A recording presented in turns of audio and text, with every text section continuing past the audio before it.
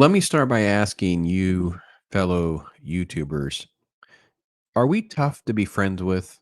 Um, is it hard to be around us because we're such movie snobs and critics and whatever? 'Cause I know I am. I know I'm a difficult friend. However, recommendations like this is why it's hard to have friends. Overlord was, "Oh, I saw it on Paramount, J.J. Abrams is attached to it. It's like World War II," and then they end up with, like, these zombie things and whatever, and it's a really good time. I think you'll like it. I think you'll like it. Hmm. You just tell from my setup how I feel about this and why I'm questioning my friendships. I just have to start thinking to myself, what am I gonna do when this person recommends something next time? Because this movie is a World War II movie. It's sort of like alternate history, right? It's fine. It was written by Billy Ray co-wrote it, and Billy Ray's attached to like Captain Phillips and what's the Richard Jewell movie, right? So things like that. I thought, oh man, this could actually be like heavier, like interesting, like dramatic. So I thought, okay, it's obviously going to be World War II. They get into German territory and they run across like experimentation, and there's going to be some sort of vampire zombie creature things. That's going to be the story, right? I can't even tell you how far it took so long to get to the creature things. I was trying to give up. At this point, the only reason I watched this all the way through was because my friend recommended it, and I can kind of bag on him a little bit right now. I don't even know if he'll even watch this video, but if you are, you know who you are.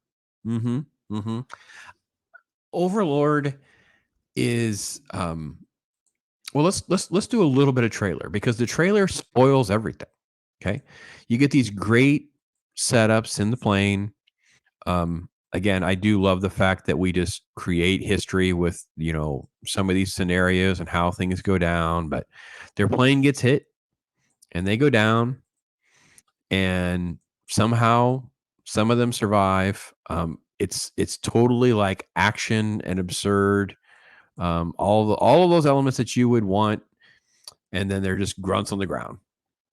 And then they're grunts on the ground, and this guy is obsessed with, we still got to do our mission. We got to take out this tower and just, we're doing it's almost like Saving Private Ryan. We got to get to the bridge. We got to take out this bridge. Okay, fair enough. That's what we're going to do. But in doing so, it puts them in harm's way where they end up with this, like a Yahtzee leader, because they end up like at safe. They come across like a French woman and take him back to where she stays, and there's this kid there. Well, then there's this German guy comes and tries to have his way with her, and that's where they're staying. And basically, he has ties to, there's JJ's name. Um, he has ties to this experimentation, this facility. Basically, it's not just a radio tower and stuff. So, see how it took a minute 23 of the trailer? It is well over half, because that's about half of the trailer. It is well over half of the movie of just the World War II stuff before we get to any of the horror elements that this film is billing to have. I actually want to say this is more like three quarters mediocre at best war movie, and then like this much horror movie, which is just like kind of shoehorned in where oh, okay. Um, so it kind of, yeah, I know. Girl boss with a flamethrower. I know. Do I need to even say anything? Do I need to even say anything to you? So, yeah, they find this syringe. What does this do?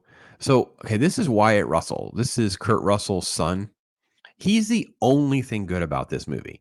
He obviously has the it factor. He has that sort of like gravitas that you need as a performer. He's just fantastic. He really, really is.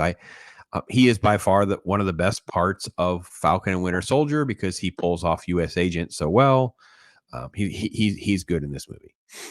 Um, the experimentation, and they set up some of it okay, but then they never quite know chaos. There's never really chaos. Let's just be honest. It's like it's controlled chaos because you never feel like anyone's actually going to die.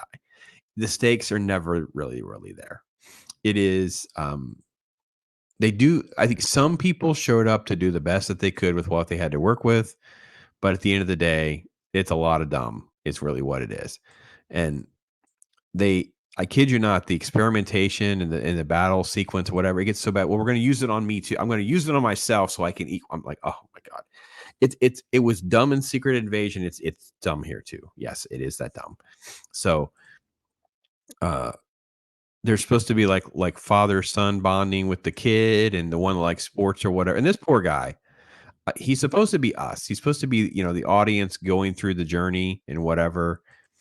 He just I'm not going to 100% blame him, but I'm going to blame him enough that it never ever delivers.